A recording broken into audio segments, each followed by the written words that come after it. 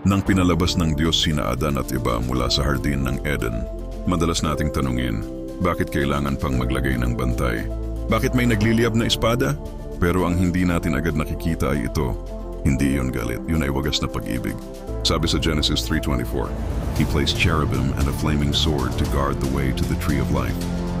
Ginawa yun ng Diyos hindi para itaboy tayo, kundi para protektahan tayo. Ayaw niyang makain natin ang bunga ng buhay habang tayo ay nasa kasalanan. Dahil kung mangyari iyon, mananatili tayong hiwalay sa Kanya magpakailanman.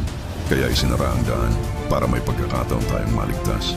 Isinara niya ang Eden pero sa puso niya, nag-uumpisa pa lang ang plano ng pagtubos. Dahil mula noon pa, may inihahanda siyang mas dakilang pintuan.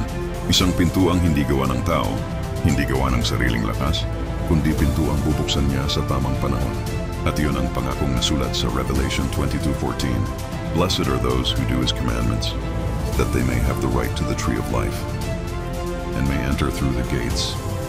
At ang pintuang minsang binantayan ng espada, ngayon ay malaya ng madaanan dahil kay Jesus. Sapagat ang pangalan ng pintuang iyon ay Jesus. Siya lamang ang karapat-dapat, kaya ang lahat ng nakipag-isa sa Kanya ay may buhay na walang hanggan. Magpasalamat sa Diyos sa pamamagitan ng pag-type ng Amen at Thank you, Jesus.